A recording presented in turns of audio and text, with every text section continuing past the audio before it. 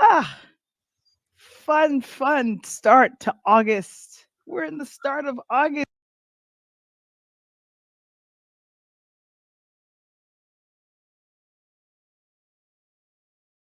You ready, Michael?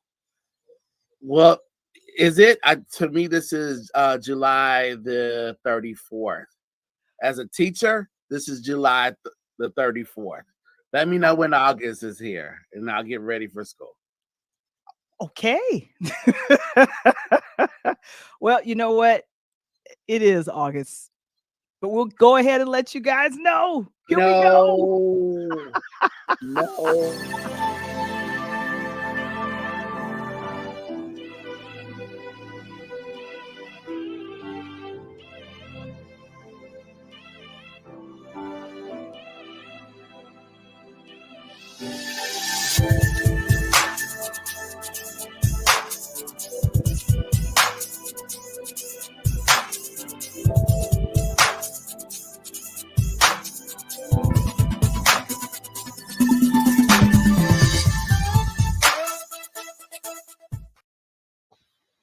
Hey, we're Hey, here. Welcome.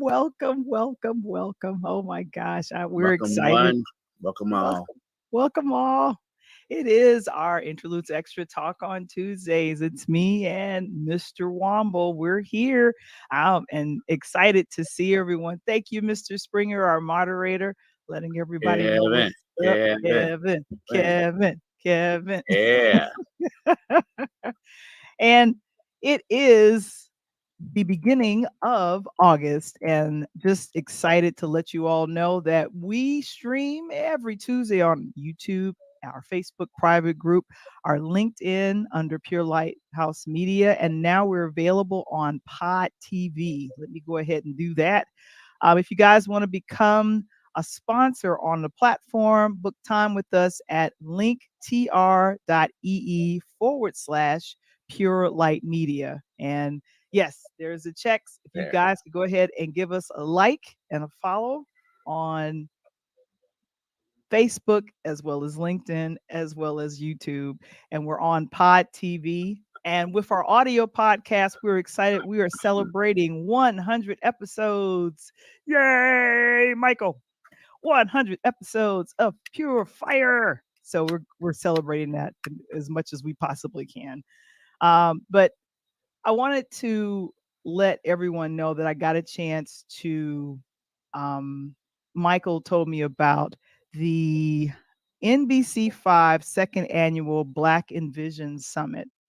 This was really cool to attend virtually because I just didn't, this was something that I just didn't know about before today. And what I'm going to say about that is that, oh, Kevin Trust is one of the hiring and VPs over at NBC5. Now, NBC5 is our Chicago affiliate because I know we're kind of all over the place, but let me go ahead and bring that up. But yeah, the Kevin Trust opened the Envision Summit virtually, and it was a summit created to connect small business owners in here, the Chicagoland area. NBC5's Courtney Hall, she hosts a cute show, Chicago Today, in the daytime, and she was the moderator and host. Let me go ahead and do this. So I was really pleased with how they had just a variety of folks there, and they opened the summit with Kudi and Kente, the co-directors of the Netflix documentary Genius, a Kanye trilogy. So, Michael, as you like to always say, this was a Chicago-based summit, and we also got a chance to network with people behind the scenes and connect with other attendees. And then they're closing the summit in person right now at a local place near the downtown area. But this was good. I got a chance to chat with about 2 or 3 people virtually and find out about their business. And I told people about Interludes, which was kind of cool. But yes, this was really cool. This was the second annual Black Envision Summit. So this got started, Michael, right around the uh, in COVID, you might as well say. So that's what I did today, and this was really exciting for me.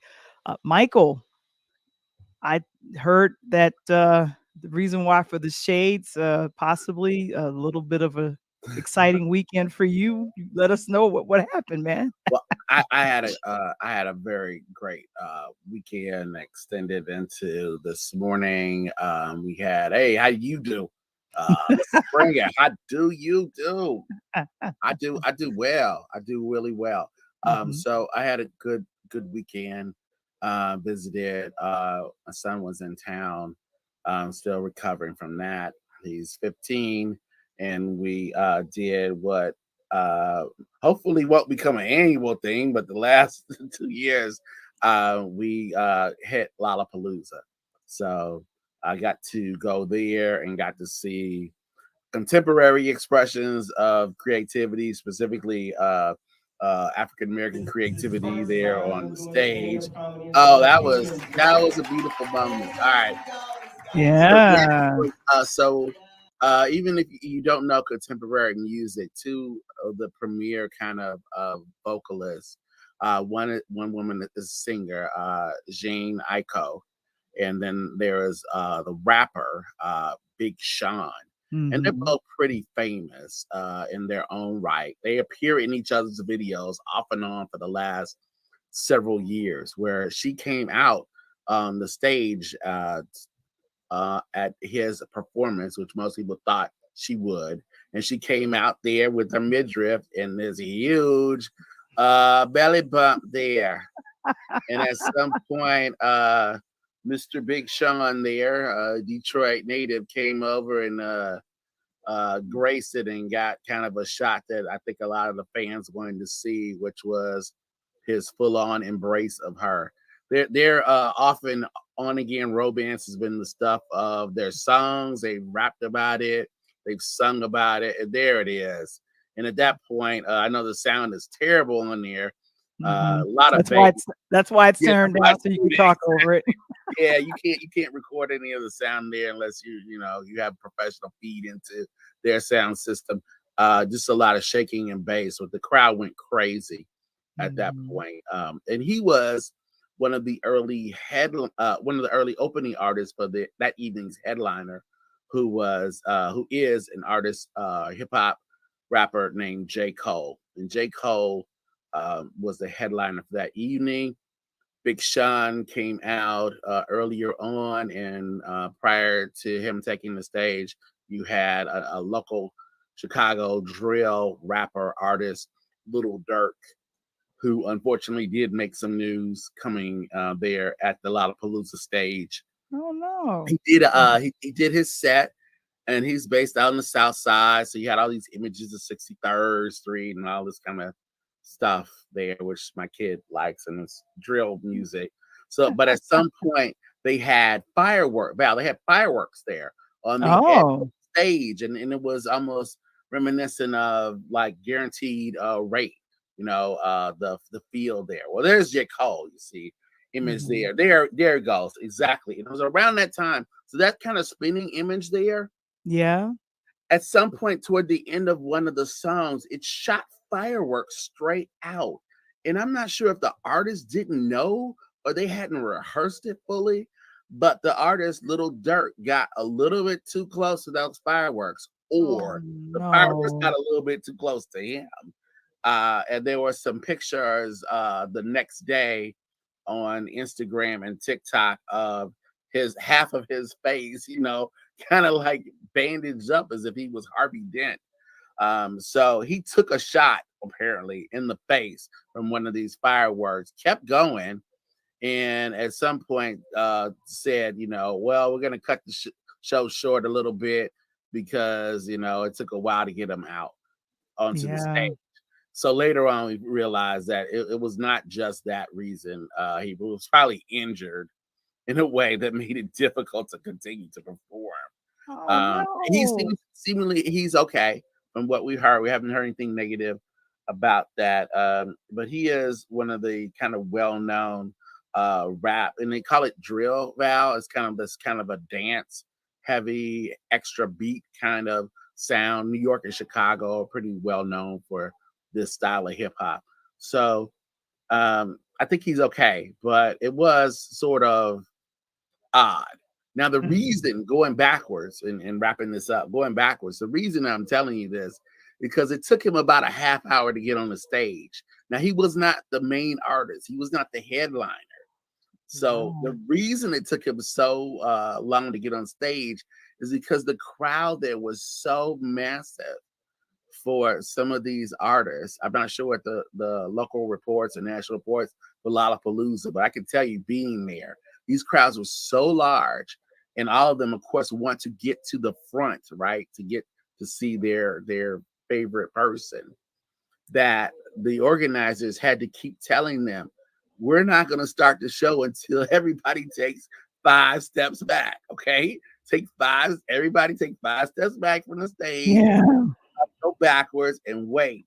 And sure enough, I mean, I felt like I was in the classroom talking to some classes that I have that, repeated it over and over again for at least a half hour before people began to realize, oh, wait, he's not coming on until we actually do the thing. Now, I wish I could do that in the classroom. Like, we're not going to start class until, but I'm not Little Dirk. So they actually wanted to see him. So Yeah.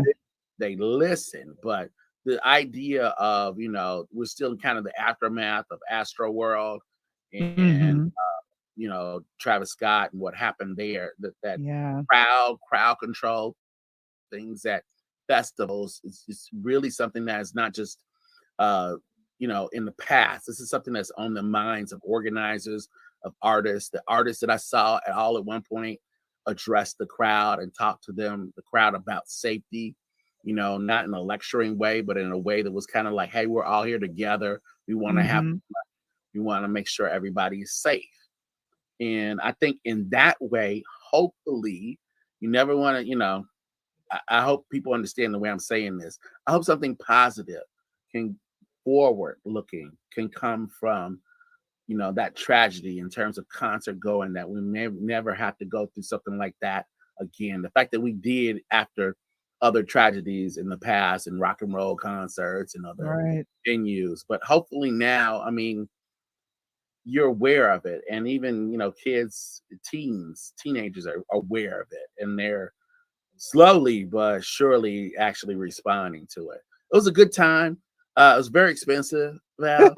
I mean, I'm so glad that, when we talked about festivals earlier in the summer, we talked about a lot of free things, a lot of offerings, a lot of small and local things, in addition to something like Lollapalooza. Everything was more expensive than it was last year. There were fewer food options there. There was not a lot of liquid there. The only time I really saw emphasis on that was toward the end of the night, and the crowds were so big that they were, kind of passing out and literally throwing box water to kind of get in there to make sure, to guard against dehydration and having people pass out. Because if you Mhm. passed out, it was going to be really hard to get to somebody in that crowd. So yeah, so that was the weekend. Another good thing that happened, I hit a local festival, a free festival in Pilsen area, Mhm. Fiesta del Sol. A lot of good music, elotes, tacos, How was a the tacos? uh, delicious. The elotes were wonderful. And I'm told by people who have, traveled far and wide, there's nothing like an elote from the South Side. Just delicious. Yeah, they use all of the bad ingredients that you're supposed to have. None of that fancy stuff. Real mayo and butter and mayonnaise. Ugh. Put it Mm, all on yeah, there. yeah, just in paprika and the spices, just mix it up. So it was a good time, free time, one of those neighborhood deals, and we want to let people know that you don't have to spend a whole lot of money to have fun. There are lots of great events and event planners and organizers who are creating new things for people to enjoy. Right? Mhm. Exactly, exactly, and the great thing is this was kind of the transitional weekend from July into August. If you guys,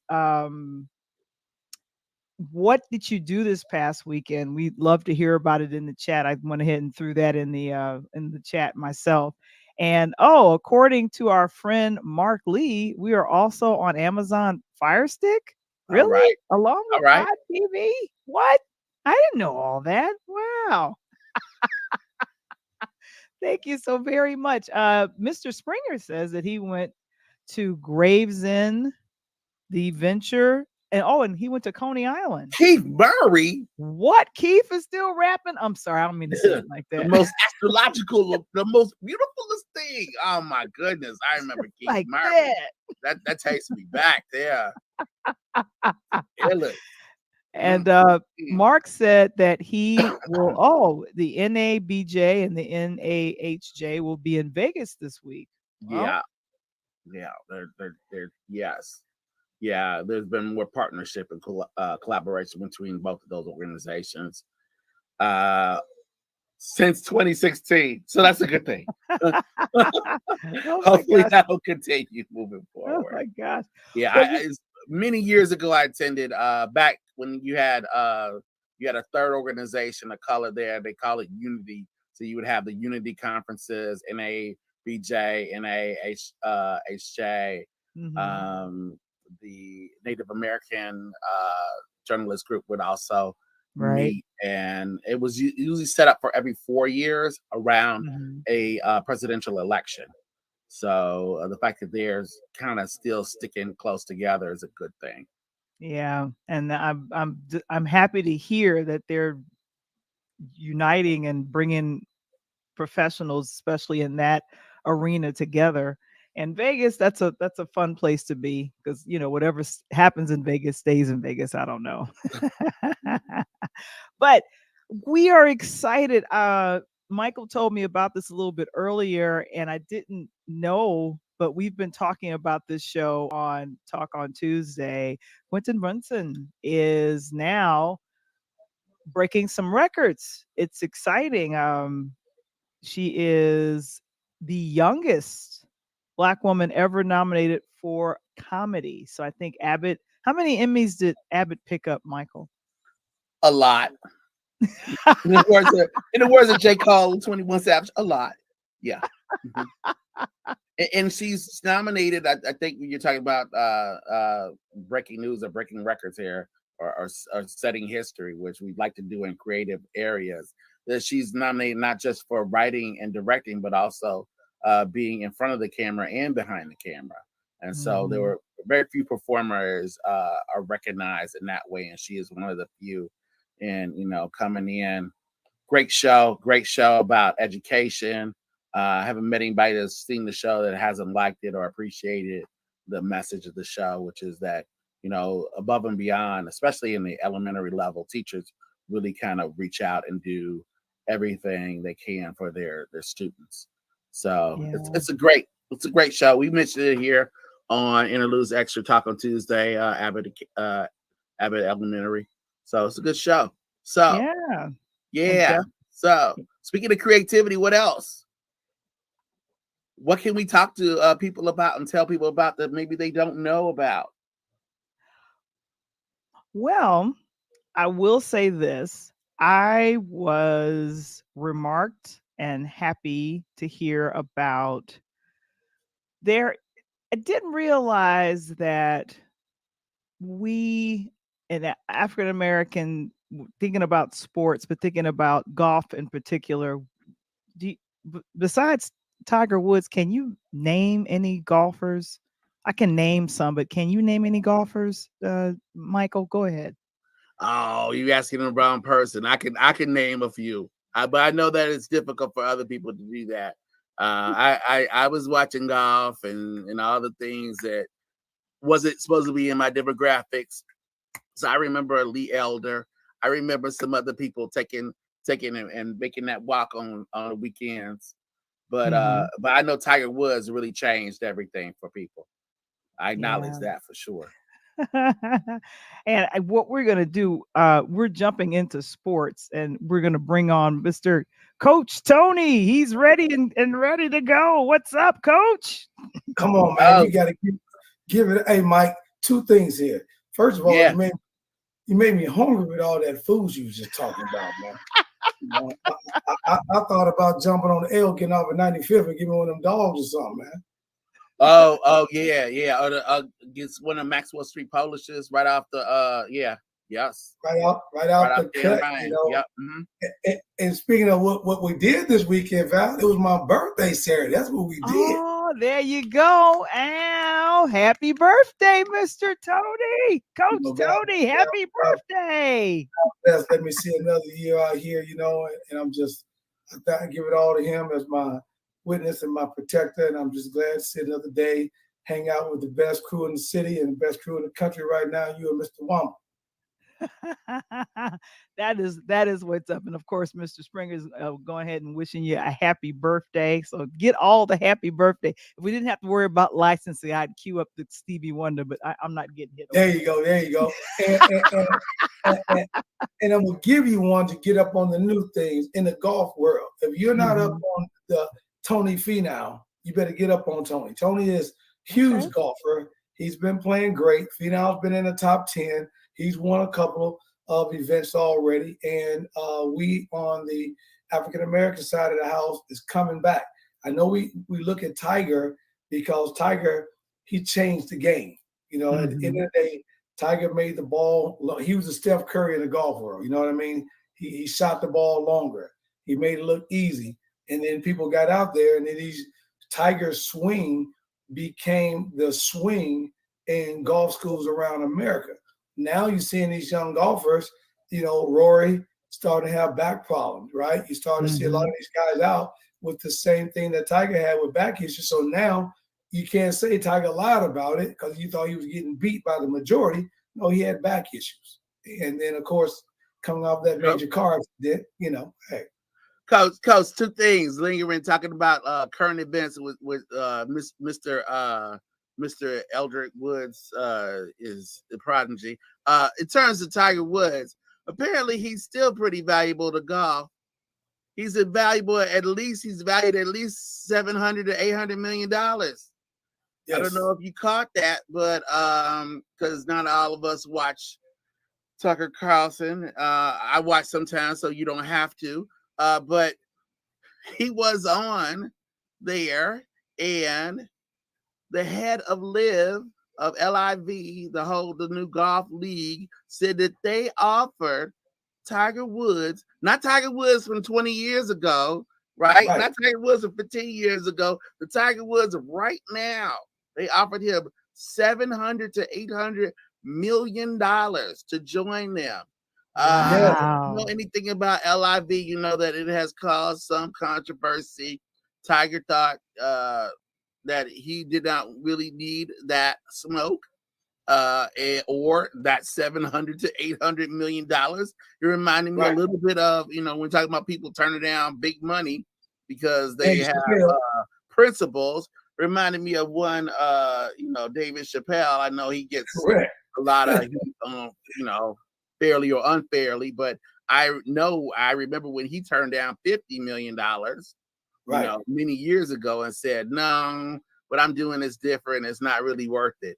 The fact that Tiger, and it didn't come out from Tiger, it came out kind of back channel. So it wasn't Tiger saying like, nah, I don't want to do it and try to make headlines of his own. This came out of like conversation, like, well, what would Tiger get? Well, we tried to get him. This is what we offered him. So he's still changing the game. Coach, I see sometimes on the weekends, especially when the golfers make it to Sunday, I see him break out the red top, right? Oh, yeah. I see him in the red black going, and I know who that's a homage to. I know that's a nod, a tip of the Yep. club, so to speak, to Tiger Woods. But there are a So, lot of new people. Michael, There are a lot of new people coming in. yeah. So, Michael, I'm gonna go ahead and introduce our Please special do. introduce our special guest. Mark put in Lee Elder, Jack Nicholas, Michelle Wong, and a few other golfers, but a person that has been at the forefront of putting the pretty much the focus on African Americans in golfing. Yes. He is currently the editor of the African American Golfers Digest, and he's the chairman of the We Are Golf Recreational. And one of the things that he has in common with all of us, he's a Chicago native. And I like to say he's definitely helped to represent African American golfers throughout the years. Guys, I want to go ahead and introduce you all to Mr. Jim Beatty. Mr. Jim, how are you? Hey, I'm fine. Welcome. I'm fine. Thank you. Thank you for the intro. Hello to everybody. Hi. And Coach and Michael, did you guys have any questions for Jim? Because right now you're working on a bunch of things right now, right? I am for sure. Certainly the magazine, which is online, AfricanAmericanGolfersDigest.com, the African American Golf Expo and Forum, which will be held August 27th through the 31st in Charlotte, 4.5 days, and we're expecting several hundred people, hopefully more, to attend that. So my days are busy and my nights are real busy. There you go. That's the registration information. We'll be at the Embassy Suites in Concord, which is right adjacent to Charlotte. So, yes, ma'am, I'm busy. Yeah, I like that. I'm gonna make sure that I get that. I got several buddies of mine in that Charlotte market. I'm not that far. I'm in Nashville, and I'm down in Charlotte. Love to participate in that. And I actually had an opportunity to be on a forum with you actually about 2 or 3 years ago, and Really? it was quite fascinating. Giving shouts out to Miss One. Shouts to Averhart, the young lady from Detroit, Michigan. And she's a female golfer. You know, she's playing in the Shipman tournament that's going to be coming up. And for her to go to her situation and still to come out and be one of only the 12 young ladies to play in this event, the question I have for you is, has the PGA and the LPGA done enough at an earlier stage to attract more female and male Black golfers? I'm a college basketball coach and national recruiter, and I do know that one of the most underused scholarships at a university right now is in golf and track and field. So I'm wondering from that perspective, how can we change that? Because the PGA, obviously, as Mike just mentioned, is still making a lot of money off none other than Tiger Woods. So how do we change that game and level the playing field? I think as of late, meaning, for the last 4 or 5 years, for sure, the efforts have increased, Coach, quite a bit. I think they have funded programs to get more youth involved. Certainly, they were a proponent of the First Tee program. And now they have started funding what we call grassroots grants organization, or making grants to grassroots organizations, such as Jackson Park Golf Association. To assist these organizations in funding activities, especially during the summer, but in some cases year round. We are constantly looking and pushing golf from all sectors to even do more. However, I have to say that developing a competitive golfer, and let's use Tiger Woods as an example, it wasn't necessarily the PGA that got him involved, it was his parents. And so I'm going to put a bit of the responsibility on the parents. It takes, you don't turn 18 and start golfing. You start golfing if you're going to be a professional. If you look at most of the professionals, they start very, very young, 6, 7 years old. By the time they get on the PGA Tour, these guys have played against each other on the junior tour. Same thing is true on the LPGA. And really with the LPGA, you see a lot of foreign golfers there. There, the governments actually get involved in, I'll just call them training camps. If you think of like a U.S. Olympic training camp, that's what some of the other countries' governments get involved in. So there's ample room for PGA and LPGA to do more. But I would have to say they're doing a lot now. But there's more that parents will have to do if they want their kid to go competitive, meaning competing in high school, competing in college. You hit the nail on the head. There are many scholarships, and that's the best scholarship you can get is a golf scholarship, in my opinion. Yeah. In all deference to the sport, and I was a track and field scholarship athlete, okay? But believe me, had I picked up golf long before, I would have preferred to have golf, because you can play that, you can play that until you drop dead. Okay. You can't hoop, you can't go out and hoop, you can't run a football. So it's limited. But with golf, you can play it your whole life. Mr. Beatty, we're speaking to Jim Beatty, who's the president of Jim Beatty Golf Ventures.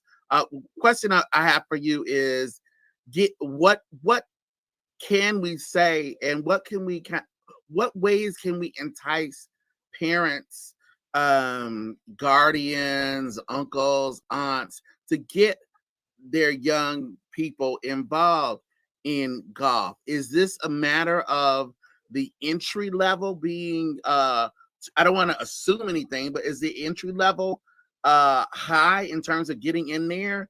Do we need to direct them to public, places in which golf is something that they can play rather than, hitting the country clubs? How do we bring them in? And I know that golf, I looked up the numbers, I think is at 7%, 7% officially in the PGA are African American. Other sports are running into this too. It's not just golf. I mean, baseball. Who would have thought the sport of Jackie Robinson is now trying as hard to continue to recruit African American young people to play that sport. But in terms of golf, do you think it's a matter of the entry level having to get the club, the cleats, time reserved? What can we do to help to lower whatever barrier it is at the entry level? Yeah, you pose a great question. And so I'm going to talk just from a Chicago perspective, but it's applicable across this country, is that the parents have to, or guardians, whatever the case might be, parents, grandparents, they've got to find a golf program. And I will guarantee you, in the Chicago area, there is no lack of what we would call junior golf programs, be it Jackson Park, be it ladies groups that play, women's groups, I should say, men's groups. There's all kinds of clubs and associations alone in the Chicago area where they are providing clubs. See, in many cases, these organizations get clubs donated to them. They then cut them down so that the kids can use them. Right. So the financial barrier is not as steep as one would think. They are affiliated with the Chicago Park District generally, or a golf course that provides training time, and they're professionals. So it's a matter of being intentional and being active to get it done. I'm not trying to make it simple, but I'm saying there are outlets out there, regardless of income level, that people can take advantage of right now. There's 25 million golfers, recreational golfers in the United States. Wow. Best estimate says 4% are Black. Okay. 4%? Best estimate says 4%. So about 1 million are wow, Black. That's incredible. And you, Mr. Beatty, what do you guys do as a organization? I know, like, you going down to Charlotte next month or at the end of this month. Right. Do you kind of look at different locations in different areas and say, hey, for example, I can tell you here in Nashville, they got a tremendous program right down the street, not too far from the historical Fisk University at HBCU. And they got a feeder program that works with them. And it's called the Junior Golf Program. It's great. And a lot of kids get involved in Nancy Corsalini. I got my granddaughter. I took my daughter to it. And I'm an avid golfer myself, play very well, shoot in the mid-80s. So, and when I look at that, I always go back and say, wow, I wish someone would have got me involved in golf. There you go. At an early age, because as you said, I banged up my knees, hurt my knees, and my knees done. Yeah. But I'm still swinging a golf club, and I love it. Amen. So when I look at that, piggybacking what Mike said, when you got Jackson Park in Chicago, Central Park in New York, and out in Detroit, have these major cities like Los Angeles and Miami, Detroit, DC, have they gotten involved in a bigger way to kind of push it? Yeah, in every city you just named, there are multiple organizations. Detroit's another good one to serve as an example. There is a group up there called Midnight Golf, started years ago by a Black female. Okay. It was a nonprofit to just get kids off the street at a young age, and she used her name is Renee Fluker. She used golf as the tool. She's been around for many, many, many years. Her organization is a multi-million-dollar nonprofit. Okay. Wow. We will be speaking in Charlotte, by the way, but she has produced not only golfers, but she's got a lot of these kids on the right education track, teaching them discipline and what have you. So she has many college graduates. There's probably 500 to 1,000 groups out there in America that have junior programs. It's not that hard to find. Anybody that's listening, that if you want to find one, I would assist you. We have a team of folks that will help you find a local organization to get your child involved in it. And many times it's low cost or free. It's very, very important. You mentioned Fisk University. I don't know if you know it, but Fisk, their junior program, in fact, their men and women's golf program, is supported by a foundation based out of Chicago. They got a big Chicago foundation. I'm usually on the road, and when I came back home, that was my other question: what part of the city you from? But when we came back home and we did a program, I came out of Morgan Park. We did a program up there, and I was shocked how many Fisk and Tennessee State University people in the Chicagoland area showed up for. Well, the Ted Rhodes Foundation. Ted Rhodes, yes. Yeah. And Ted Rhodes is one of the best golfers. He had to actually sue the PGA to get his, what we call his playing card. See, up until 1961, it was a Caucasian-only game. That was in the bylaws. Wow. And Ted and many others, Lee Elder included, played on what was called the United Golfers Association circuit, and they eventually had to sue the PGA to get that clause lifted. And Ted Rhodes, one of the best golfers, not just Black, one of the best golfers ever. His daughter and granddaughter, Southsiders. And wow. I actually serve on the Ted Rhodes Foundation. By the way, I'm from the West Side, so whatever golf I learned was over in Douglas Park. Okay. Douglas Park, at Garfield Park, Columbus Park. In fact, when I come back to Chicago, I go play at Columbus Park. Okay. Yeah, I play at Columbus. I stay in that Jacksonville and Stony Island. I get over there too. Have club will travel, brother. Right. Now, Jim, this is important. Now, a lot of people think that a lot of business deals go down while golfing. Why is golf considered the best place to broker a deal for your business or franchise or whatever you have going on? Why is that golfing considered the place for business deals? The people that think it are absolutely correct. Golf is an $84 billion industry. What? That is as of 2000. You need to repeat, Jim. You need to repeat that. Repeat that again. Golf is an $84 billion industry as of 2016. My calculation puts it closer to $100 billion as of 2022, going into 23. So, with that said, as you mentioned in your intro, you're certainly looking for sponsors and sponsorship opportunities.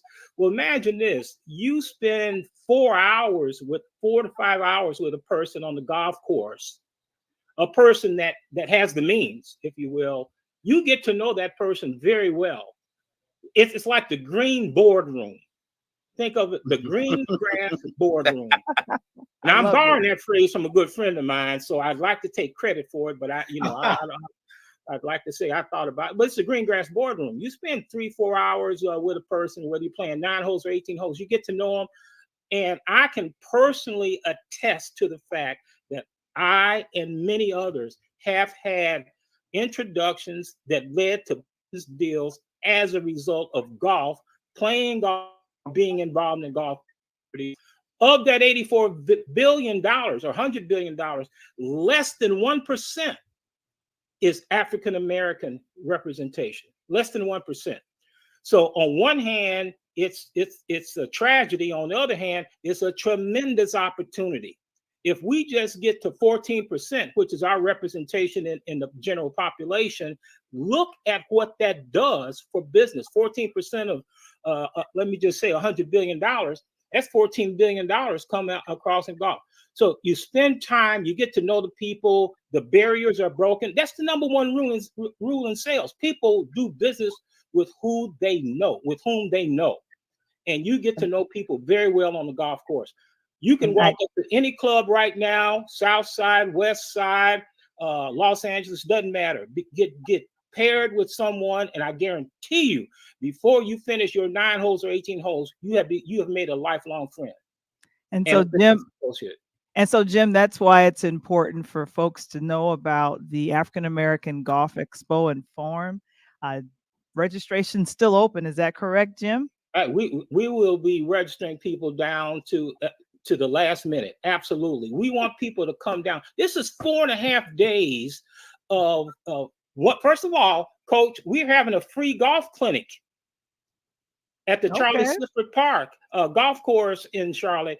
In fact, I had to cut it off when it hit 100. I mean, there's just too many. We had to cut it off. I was talking with the folks today. We're at 85, but now we're over 100. Other people have cajoled me into doing that. That's fine. It's free. It's free. There's a golf scramble. We have the president of you mentioned Tiger Woods. We have the president of the Tiger Woods Foundation, Gordon McNeil, playing in our golf tournament. Awesome. Okay. We have 7 CEOs of major companies as large as $500 million, coming down to be in this because they understand that if they want to develop their company that in such a way that Black people buy from them, and they want to expand their workforce with people of color, then they have got to get out of their corner offices, come on down, be with us, understand us, and start making connections. We have 7 CEOs coming down for that alone. All right. Well, we're not messing around. We're getting it done. All right. And I see the takeaway that we came up with is that the golf course is the green boardroom. Amen. According on behalf of myself, Coach Tony, and executive producer Michael Wamble, we thank you so much, Jim, for joining us on tonight. Let's give him a round of applause, guys. Thank you. My pleasure. Thank you so much. Oh my gosh. And thank you. So we have that information. Thank you, Kevin. It is in the chat for you. We'll talk to you soon, Jim. I hope so. I hope to see you on the golf course, Coach. Give me some strokes. See, you gave it away that you got a low handicap. So I'm getting strokes now. Nice. I'll be in touch. All right. I'll keep my money in my pocket, brother. Oh my gosh. Coach, before we run out of time, you have a guest here. Yes. Hey, this is my girl. Absolutely. My girl, this is Coach. She's we got to bring Coach Gwen Burton on, the head coach of the Columbia State Cougars here in Columbia, Tennessee, right outside of Nashville. She's by the way of Detroit, by the way of Chicago, by the way of the everything. So this is my girl. Yes. Can't wait till we get it on the line. What's up, Coach? Welcome. What's up? How you all doing? Great now. Better now. Yes. Thank you all for having me on your show. Thank you, Coach Gwen. She's with us. Yay, Coach Gwen. Hey, Coach, that's something that Mike and Val don't know. So Coach Gwen and I, we coach against each other in the same conference, Val and Mike. So it gets to be competitive, but behind the scene, we just, this is my ace bone. So keep it competitive. When the ball jump in the air, we don't know each other. Yeah, he always kick our tail too. Oh, okay. You're letting us know what's happening. Oh my God. I think we may be 4-4 against each other now, but it's always competitive. I love it. She beat me down the last year, Val. Beat me Oh, down. she did. How many times Oh, did she beat you down? Let's they hear beat us. this. Beat us twice this year. It wasn't easy. They beat us twice. I ready to throw a chair on the floor. No, Hey, Mike. no Bobby Knight. No Bobby Knight. We don't need that. We don't need that. No Bobby Knight. Hey, Coach. The question I do have to ask. Me and Mike, we were talking about it last week, and our beloved Chicago Sky, Candace Parker, homebred.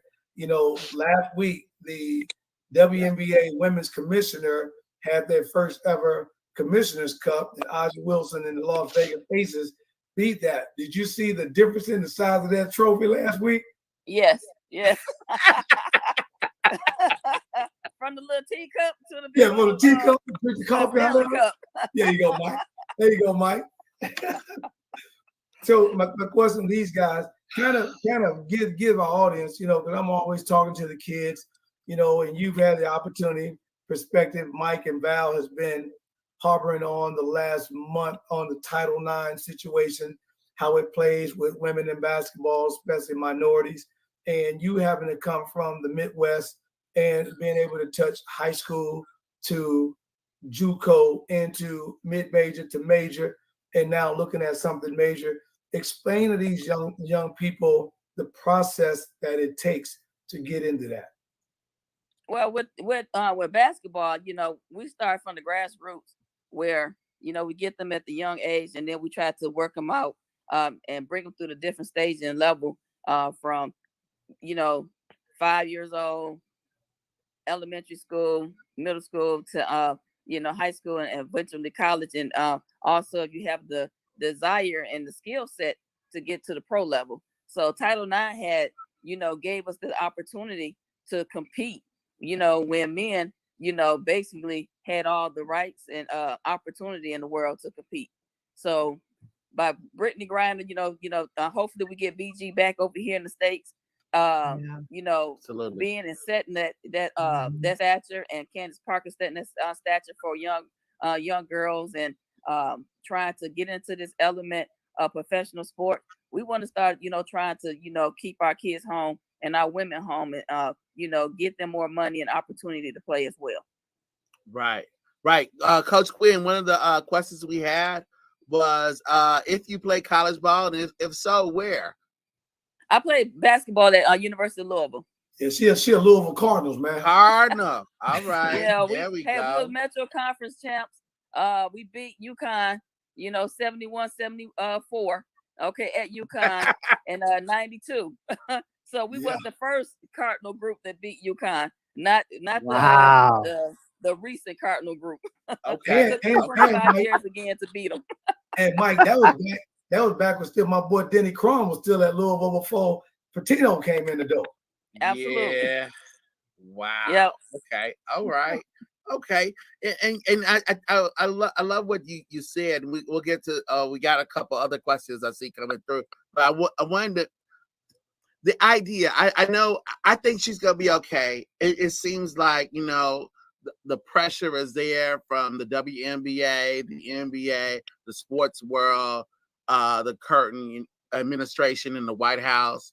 That I hope BG will be. I think she's going to be okay.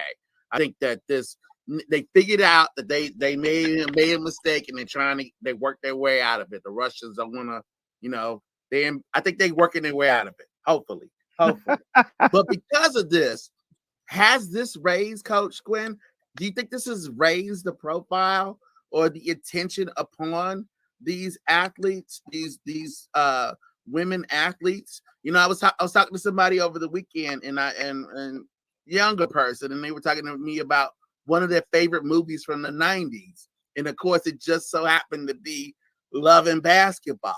Right. And even in that movie, there was the idea that women really needed to travel, that basketball, there was a certain level, and you needed to go abroad, that you weren't going to get that love in the US.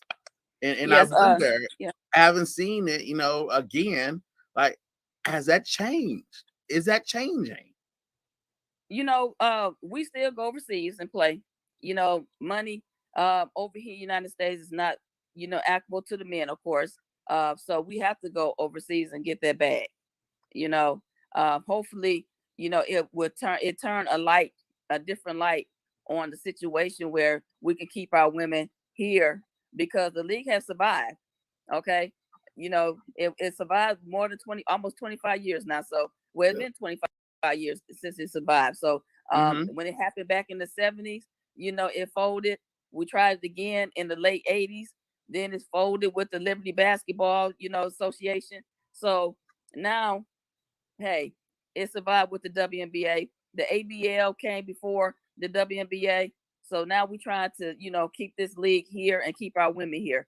Let the people from overseas come up to us and play in our country instead of us traveling abroad and trying There to, you get go. that money. There you go. Love it. And me and love it. Val, me and Val Yeah. was talking a few weeks ago, kind of on that same thing about just that.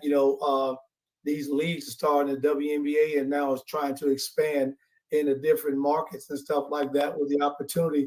Do you think that as the expansion comes with the WNBA and these other markets, do you think that the NBA will get back involved? Because a few years ago, they kind of had some harsh words for the WNBA before those contracts renegotiation. Well, hopefully, you have different owners now coming into light too. And that's a great thing, different Atlanta, owners, yeah. Mhm. Right. and governorships now. They don't want to be known as owners as well, Right. now. But different governorship is coming, and with the NBA players becoming minority owners, and and getting a Right. percentage in the NBA, they are shedding the light on trying to get the WNBA expansion and keeping our women here and giving them more money as well, and give them, we're not asking, for a whole lot. We're just asking for equal opportunity where we can support our family too, because we have a lot of women that are single mothers. Right. Mm-hmm. Absolutely. Yeah.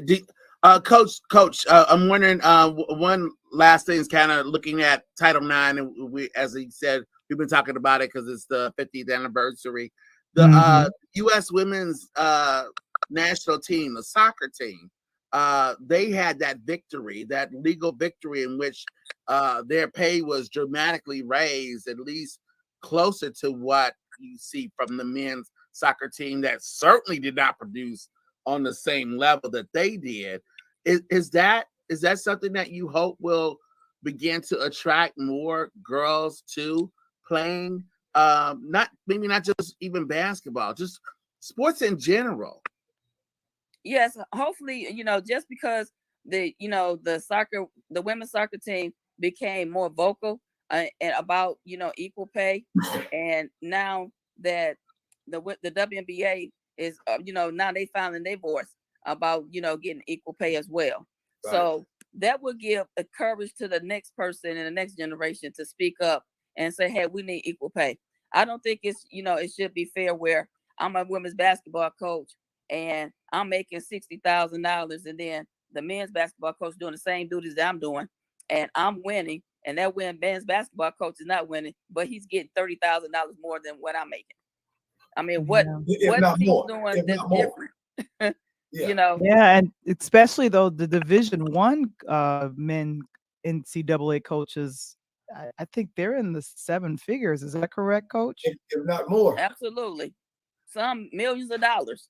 Yeah. Don Staley just, she just cracked the $1 million mark. Yes. And Vivian String was doing $1 million mark. Tyra Vanderveer. But why, other coaches, at mid majors or Pac-12, they have to get paid at $200,000, $400,000, but their counterpart is coming in with $3.5 million.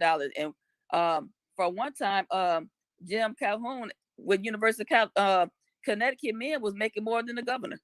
Yes. Well, and so is John Calipari. Calipari's salary, the same thing. And you mentioned Don. Don gets that big package, the first African American coach or coach of that staff to get that big package, but that's paid to her over 5 years. Whereas then they looked at John Calipari, and that's a 1 year salary for him. Absolutely. Yeah. Well, where are your coach? I'm sorry. Go ahead, Coach. Oh no, go ahead, Val. I'm sorry. Go ahead. No, I was going to ask. You coach women's basketball. the dream to go into the WNBA, are you seeing that in your players now? Is that something that women that you coach are achieving, or that's what the students are achieving, or is that happening, or no? I just wanted to find out what you would think about that. Oh my God, I got so many women basketball players want to be professional women, and I'm gonna steal something from Don Staley. She said it best. You can't have a professional career when you just playing in the backyard. You Right. know, you have Ooh, to put the work in. You can't okay. dream up your skill set. Okay, and some of these kids, they have this Steph Curry thing where, hey, I'm gonna come down shoot a three, but you haven't worked on the three all year. Oh, Okay, but you want to shoot it in the game. So I'm just like, wow. Yeah. But yes, they have this dream. They want to go overseas. They want to play in the WNBA. But we want to see the skill set and want them to work on their game to get to that level. Yeah. And a question I got for you, Coach. I know Mark had mentioned a while back and talked to. This is a good question just to kind of make Mike and Val kind of understand. I know my situation coming from a 4-year, and when I got to the JUCO, at first I thought, oh my God, I'm at the JUCO, but then I started to love it because it's 2 years. Get in and get out. I don't have to babysit you. You come through the door. If you're ready to play, I'm gonna put you on the floor. You're gonna see what you work at. So what have you seen so far of the kid that comes into a D1 program or D2 4-year as opposed to a kid coming through the door at a junior college? Because some of these kids got a misnomer about junior colleges is a bad thing. Well, from my experience now, since we're here, my 3rd year on the junior college level, I see a lot of the kids' mindset comes from their coach's mindset. Okay, everybody want to play Division I basketball until Right. when you have to do the work. Okay, and then everybody's quitting. It's so easy to quit now. Okay, and give yeah. up instead of sticking Yeah. through. Mhm. Hey, I want to earn that starting position. Instead, I got to transfer out, and then I transfer again to another institution. Then I transfer again. I'm like, golly, how many times they get the transfer now? You know. Right. So and then COVID made them have another extra year to Yep. transfer. And I'm like, do you understand the problem is you? It's not the coach, it's you. So Exactly. I'm Exactly. seeing right now on the high school level, it's the coaches, the high school coaches that have this mindset that junior college is just one step above a JV high school team, and Yep. it's not that. We Division I JUCO, and you need to bring your Division I A game. Do not bring me a kid that can't play and then can't Mm. dribble, and then you want me to teach him how to dribble.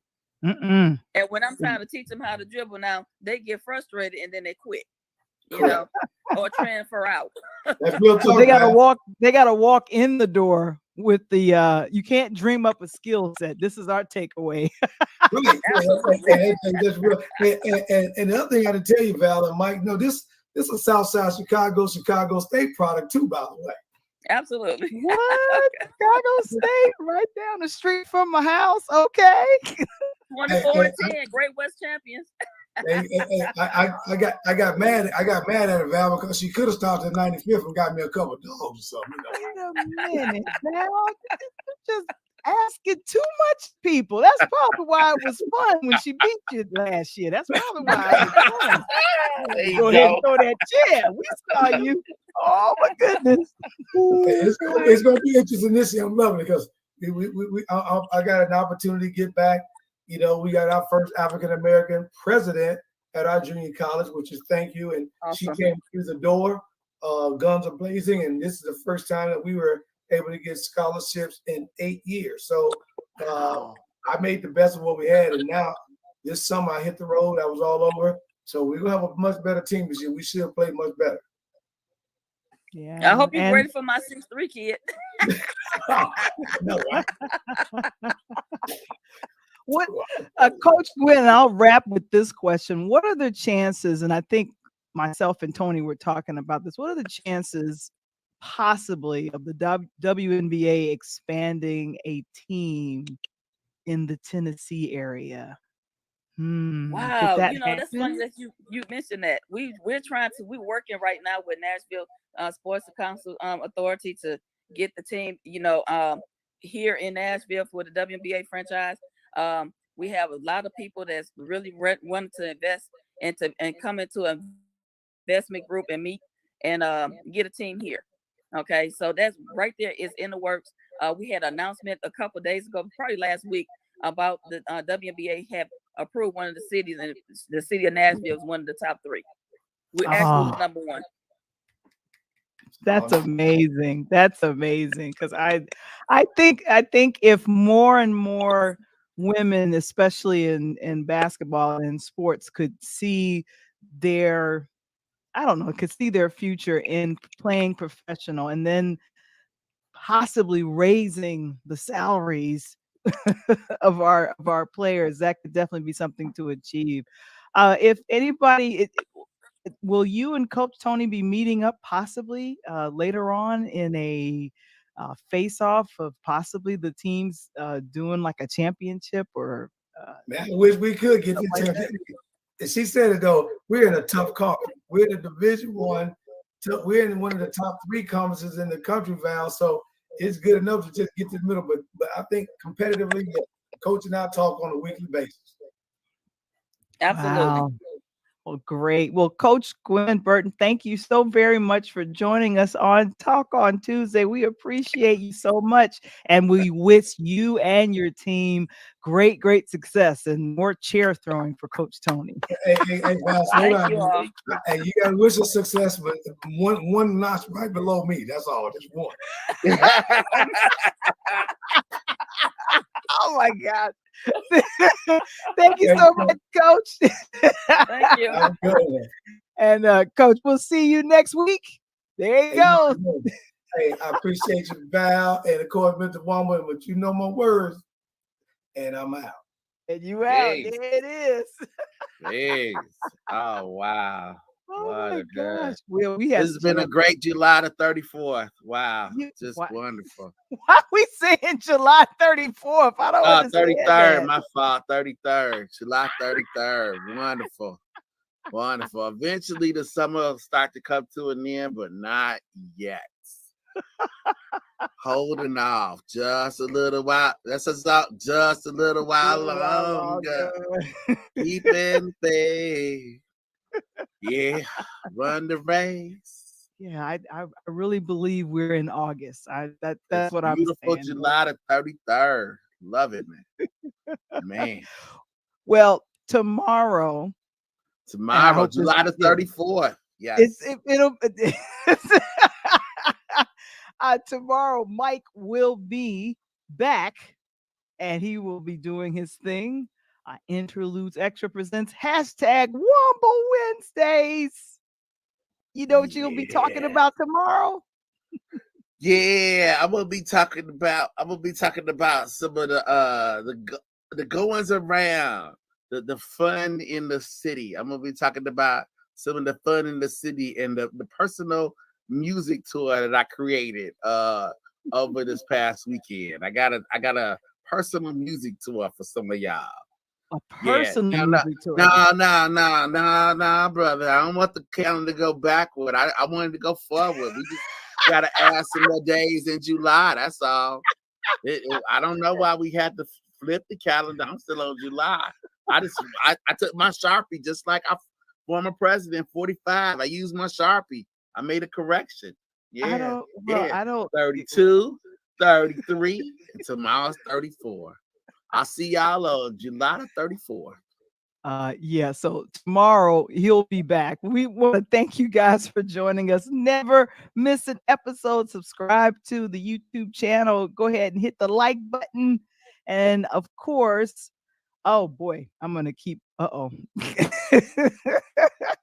I'm having Oh, those are issues. beautiful mountains, ain't no mountain high enough. Woo! We're celebrating our 100th episode. Interludes. It's what we do. We're excited about that. All right, let me go to the Okay, here we go.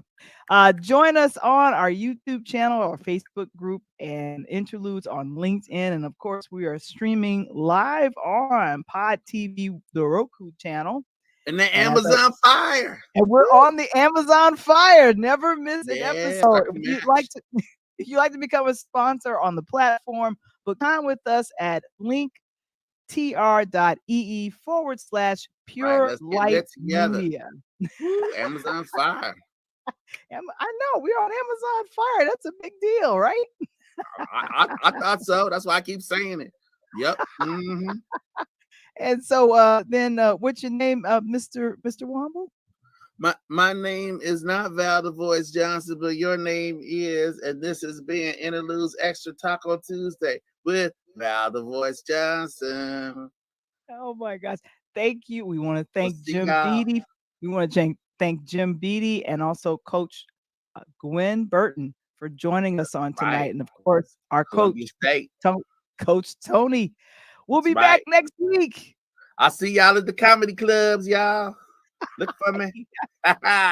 Peace.